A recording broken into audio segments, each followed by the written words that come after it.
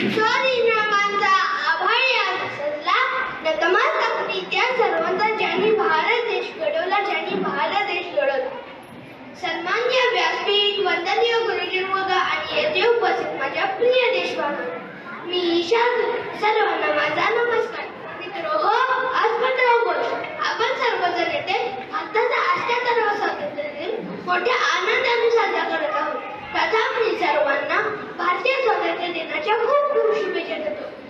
आपला भारत देश 15 ऑगस्ट 1947 रोजी इंग्रजांच्या गुलामगिरीतून मुक्त झाला. पण हे स्वातंत्र्य आपल्याला सहजासहजी मिळाले नाही. त्यासाठी अनेक शूरवीरांनी आपले प्राण पणाला लावले. लोकमान्य टिळक, सुभाषचंद्र बोस, महात्मा गांधी, भगतसिंग, सुखदेव, राजगुरू, डॉक्टर बाबासाहेब आंबेडकर, सरदार वल्लभभाई पटेल इत्यादी अनेक स्वातंत्र्य सैनिकांनी भारत मातेला स्वतंत्र करण्यासाठी अथक परिश्रम केले व आपली भारत माता स्वतंत्र झाली.